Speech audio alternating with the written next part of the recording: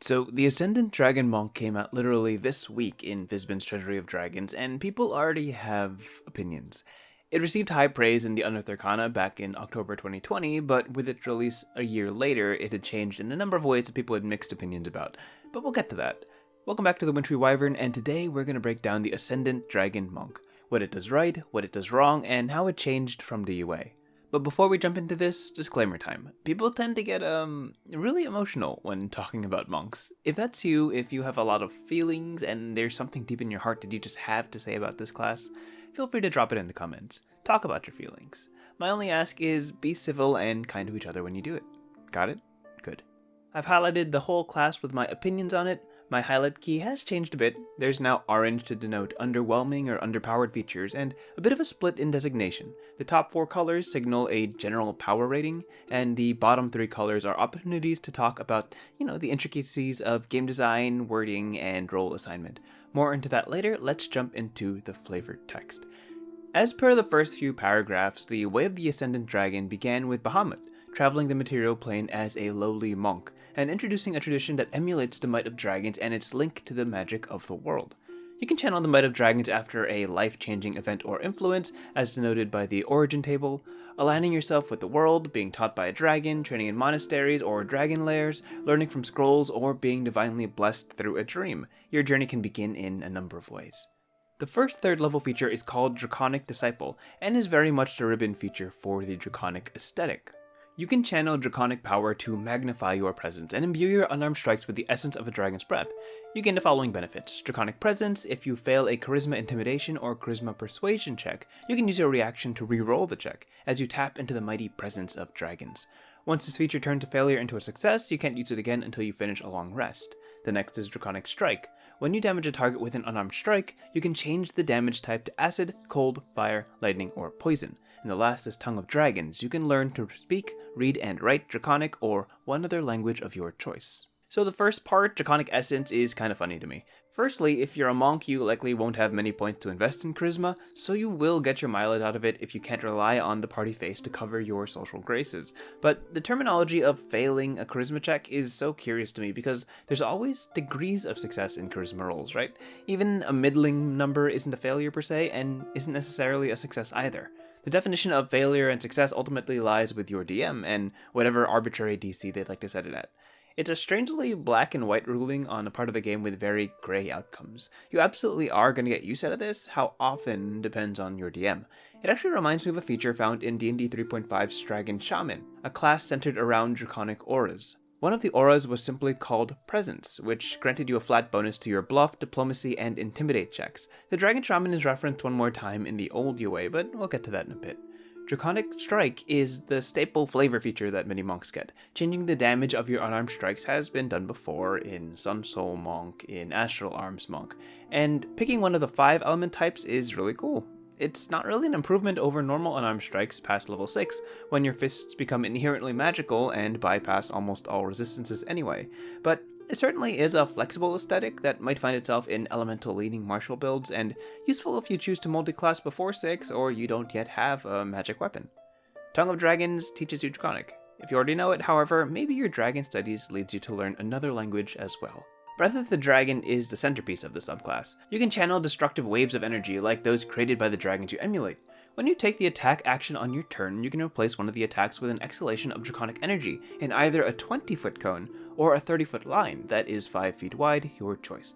Choose a damage type: Acid, Cold, Fire, Lightning, or Poison. Each creature in that area must make a dexterity saving throw against their key save DC, taking damage of the chosen type equal to 2 rolls of your martial arts die on a fail save, or half as much damage on a successful one. At 11th level, the damage of this feature increases to 3 rolls of your martial arts die. You can use this feature a number of times equal to your proficiency bonus, and you regain all expended uses when you finish a long rest. While you have no uses available, you can spend 2 key points to use this feature again. So there's a lot of great things going for it. Free uses equal to PB per long rest, only replaces one of your attacks, and a 20-foot cone is bigger than Burning Hands and the Dragon's Breath spell, and even the Dragonborn Breath cones. The biggest problem is the damage. Let's look over this table I threw together. Left side is the average damage of a normal quarterstaff swing, and right side is the average damages of a monk breath against 1 to 3 targets on a pass and fail. There's a couple of factors that are not included here, but this is the general gist of how much damage you can expect to get. The 1 target column is pretty straightforward, and since each creature saves individually, the 2 to 3 target total damage will probably fall somewhere between these two numbers. Point is, against 1 target, your wooden stick almost always deals more damage against 1 target until level 11. Even against 2 targets, you're maybe getting a 1 or 2 damage bonus to the total damage dealt. So is it even worth using? The answer is yes, sometimes, but basically only when you can hit at least 3 targets. Other uses include reaching enemies beyond melee range, or taking down a really low enemy without wasting all the damage of an attack on it. Past level 11, the damage bumps a healthy amount from 2d6 to 3d8, and suddenly a breath on 2 people kinda seems worth it. There's definitely times when just swinging your stick will deal more damage, and absolutely times when those 2 key points are better spent on Flurry of Blows, but in a handful of scenarios, Breath of the Dragon gives you that AoE sorely missing from many monk subclasses. I do want to highlight right here that this design philosophy, allowing uses per long rest and more uses if you spend ki, is an awesome concept that should be shared with the other subclasses should they ever be revised, and probably even on the core monk features. Moving on, you get Wings Unfurled at 6th level. When you use Step of the Wind, you can unfurl spectral draconic wings from your back that vanish at the end of your turn. While the wings exist, you have a flying speed equal to your walking speed. You can use this feature a number of times equal to your proficiency bonus, and you regain all expended uses when you finish a long rest. Flying speed is neat, and with slow fall, a lot of the damage you'll normally take descending is cut out of the picture. It does end at the end of your turn, so you will be falling a lot, but there is something you might have missed when reading the first time through. This feature is attached to uses of Step of the Wind, which costs a key point to dash and disengage. Tapping into the Wings Unfurled feature will always cost a key point, which means it competes against Flurry of Blows and Stunning Strike for resources. So is it worth it? Well, when do you need it? Your speed at this level is usually 45 feet, doubled to 90 feet with Step of the Wind. So, for example, if there's a harpy way up in the trees, you could probably Stunning Strike it out of the sky. Your slow fall only covers 30 feet of fall distance for now, increasing as you level, but since Wings Unfurled is a fly speed, it's better than a jump in that you can change directions in the air anytime you want, even if it means you turning to end your turn closer to the ground to accommodate slow fall. Flying enemies are a long-time bane to monks and many other martials, so it's nice to get a little bit of counterplay in the Dragon Monk's kit. I think it's a bummer that there's a usage limit, even though it already has an inherent key cost. If I want to spend all my keys zigzagging through the air, jumping up and down to beat up flying enemies, I feel like it should only be limited by your amount of ki to do so. Anyway, at 11th level we get Aspect of the Wyrm. The power of your Draconic Spirit now radiates from you, warding your allies or inspiring fear in your enemies. As a bonus action, you can create an aura of draconic power that radiates 10 feet from you for 1 minute. For the duration, you can gain one of the following effects of your choice. Fretful Presence when you create this aura, and as a bonus action on subsequent turns, you can choose a creature within the aura. The target must succeed on a Wisdom saving throw against your key save DC, or become frightened of you for 1 minute.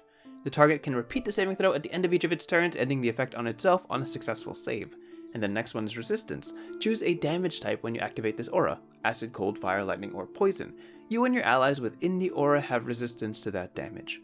Once you create this aura, you can't create it again until you finish a long rest, unless you expend 3 key points to create it again. So this is a bonus action 1 minute per long rest ability, valued at 3 ki for reactivation, so my expectations are pretty high walking in, especially at 11th level. Frightful Presence is both very good and very bad.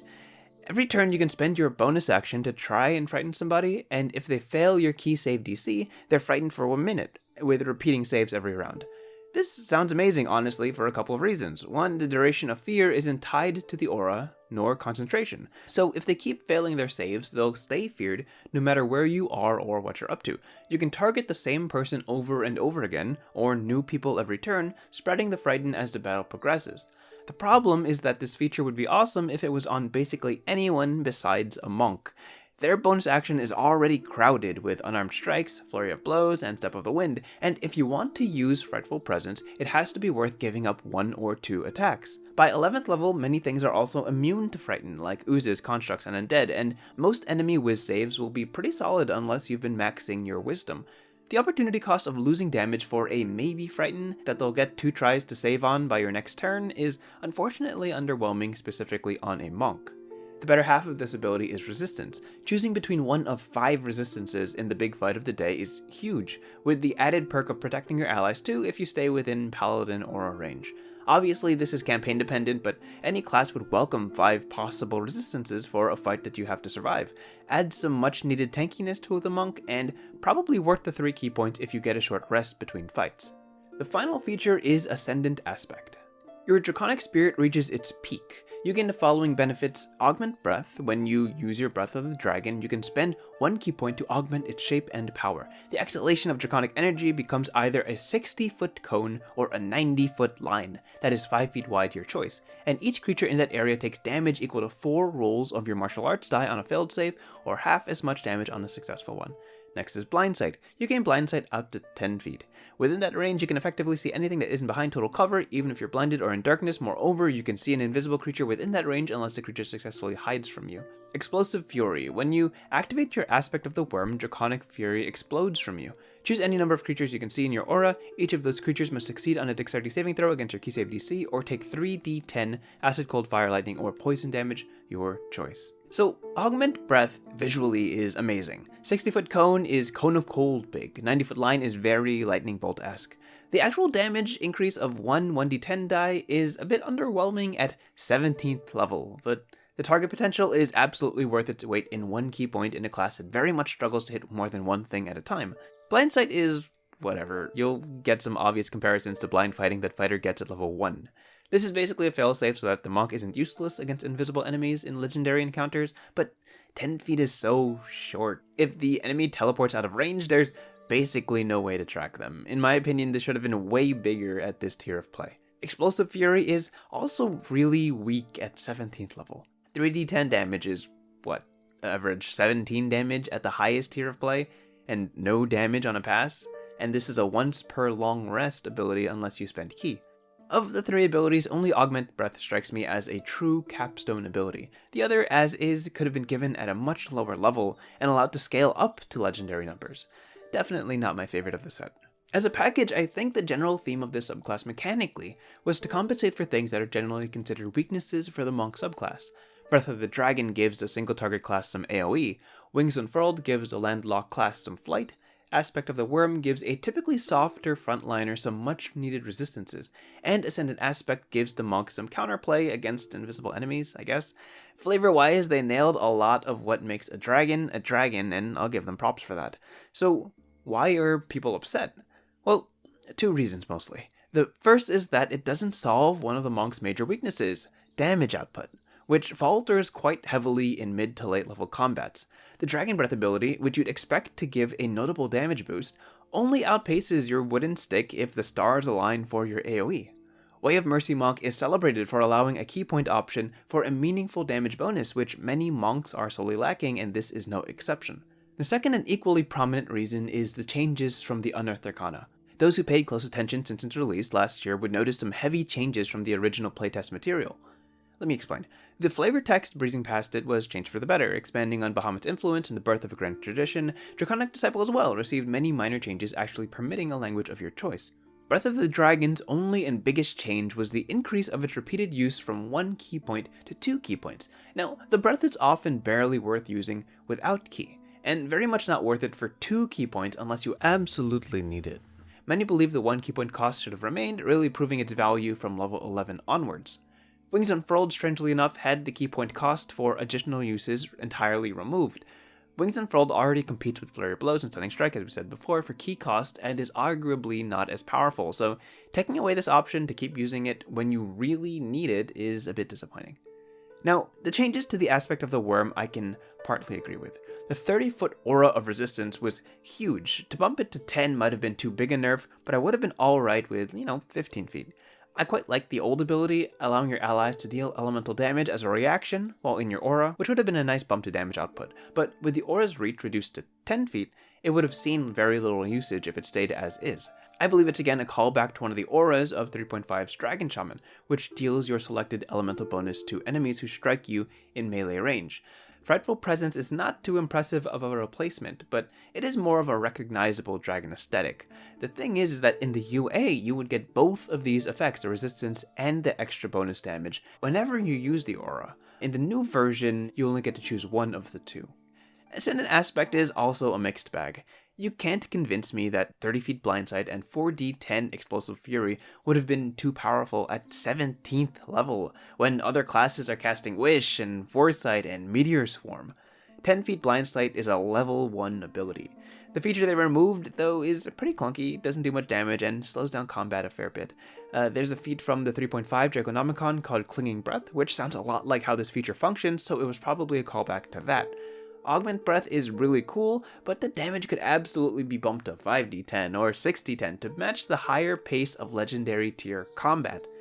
The Way of the Ascendant Dragon is good, and don't let anyone convince you otherwise. It's absolutely one of the better monk classes in its flavor and mechanical features and how it shores up a lot of the monk's weaknesses. But what it does not do, which people will crucify it for, is fix the inherent design flaws of the core monk class, which is diminishing damage at higher tiers of play, and an over-centralization on Stunning Strike and its consumption of the power budget as a whole. Releasing a subclass that would have been much better than all of its peers would have been a band-aid fix to something that should be addressed at the foundation of the class instead. In a perfect world, the core monk would receive some quality of life changes before the big fix in 2024, and the monk subclasses would all be better off for it.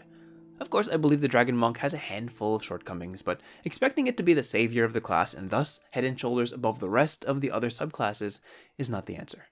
That's the end of this video. Again, if talking about the monk gets you all emotional and riled up, feel free to vent in the comments and join the cacophony of voices on the internet. For more content like this, stick around, like, comment, subscribe, yada yada, whatever suits your fancy. May your dragons always be ascendant, your wings always unfurled, and above all, stay frosty.